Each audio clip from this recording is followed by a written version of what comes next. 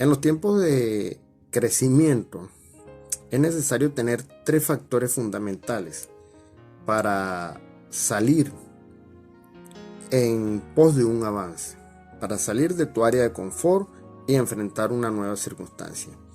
¿Cuáles son estos 3 principios fundamentales? El primero de ellos es el propósito, el segundo es el compromiso y el tercero, y no menos importante, es la pasión. Pero son elementos que no se ven a simple vista, no se ven en el físico. En una oportunidad conocí del sistema de seguridad financiera de un empresario en Venezuela, próspero, y todavía se mantiene muy próspero. Y él dice que el secreto de su crecimiento está en brindarle la oportunidad a los pequeños comerciantes de convertirse en micros y grandes empresarios. ¿Por qué? Porque si en algún momento le tocara a él enfrentar una situación de adversidad, él iba a tener buenos soportes. Estaba rodeado de sus propios empresarios. Y esto ha sido así a lo largo de la historia, pero hemos cometido el gran error de subestimar a las personas por su apariencia, por su condición actual, por su trayectoria. Pero no hemos tomado un tiempo de meditación y ver cuáles son sus capacidades, cuáles son sus principios, ahora cuáles son sus propósitos de vida, cuál es su compromiso en la vida y con quién, y además de eso, cuál es su pasión, de medir el tamaño de la pasión del hombre. Fíjate que cuando Ana, hace muchos años, una mujer, Ana no podía tener hijos, pero su propósito como mujer era respetar el diseño original de Dios y entendió que necesitaba para cumplir su ciclo un hijo y le pidió a Dios un hijo, pero hubo un compromiso entre Dios y ella, y el compromiso era que cuando ese niño naciera ella lo iba a devolver a Dios, o sea, iba a consagrarlo para el servicio de Dios. Pero la mujer no estaba preparada para esto, entonces tuvo que buscar la ayuda de alguien que esté preparado, capacitado y de confianza. En ese momento consiguió a Elí, un hombre llamado Elí, quien se encargó de educar al niño que se llama Samuel. Samuel fue creciendo en los caminos de Dios, fue creciendo, empezó a amar, a conocer y amar a Dios. Y cuando crece, en una edad bastante corta, porque no estoy hablando de tamaño, de crecimiento de edad, sino de madurez espiritual y de compromiso, de propósito y de pasión, cuando este hombre tiene la mayor de las pasiones por Dios, Dios le habla y le indica una serie de cosas que van a ocurrir. Cuando esto sucede, a él se le da la oportunidad de la vida. ¿Por qué? Porque tiene un compromiso, conoce una verdad y sabe que tiene que llegar en un momento determinado a tomar grandes decisiones. En ese tiempo, el pueblo en su necedad le pide un rey. Dice que necesitan un rey. Y él dice, tenemos el gran rey de todos los reyes. Tenemos a Dios. Sí, pero queremos un rey terrenal. Queremos a alguien que podamos ver, palpar. Ok, vamos a escoger un rey.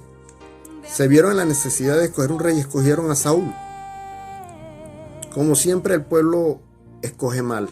En muchas ocasiones toma malas elecciones. En ese tiempo escogieron a Saúl. Al cabo de 10 años ya la situación estaba insostenible, como en muchas partes del mundo, como el sistema global que se está viviendo.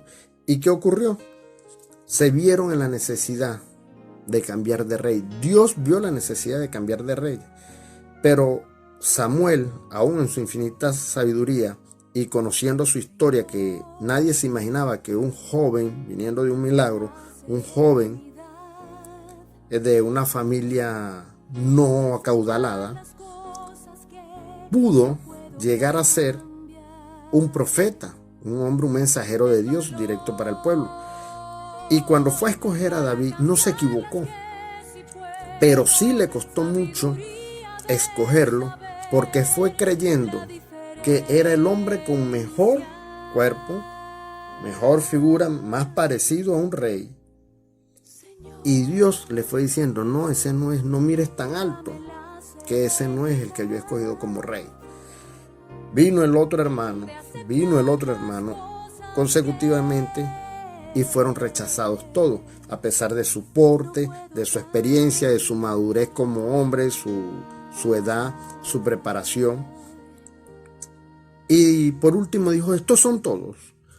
No, queda David. Fue y buscaron a David. David era un cuidador de ovejas, pero David tenía una particularidad entre todos sus hermanos, y era que David tenía temor de Dios, respeto por Dios, y David hacía las cosas para Dios y por Dios. David tenía propósito. ¿Cuál era el propósito? El propósito de David en su vida era cuidar, proteger a su rebaño. Y cuando tú cuidas, proteges, estás ejerciendo una figura paterna. Entonces, el propósito de David era proteger a un rebaño, a un pueblo. El compromiso de David era dar su vida por su compromiso, por su propósito. Por eso David salvó inclusive a las ovejas de las garras del león y de las garras del oso. Se enfrentó, pero dice David que no lo hacía por él, lo hacía por Dios. Posteriormente, toda esa experiencia que vivió David le permitió derrotar al gran Goliat. Pero lo neurálgico de esto es que nadie confió, nadie creyó en ningún momento, ni que un profeta iba a nacer de un milagro, ni que el futuro rey, que el rey que iba a suceder, que iba a ser el sucesor, de Saúl, venía de ser un pastor de ovejas. Entonces, no importa la procedencia de las personas, rompamos paradigmas. Ya rompamos los paradigmas y dejemos de creer que porque el pasado de las personas no es el mejor, esas personas no tienen pasión. Aprendamos en el camino a medir propósito, a medir compromiso y a medir la pasión. El cambio y las transformaciones existen, yo lo creo, pero siempre y cuando el cambio y la transformación no distorsionen el diseño original de Dios para tu vida. Dios te cuide.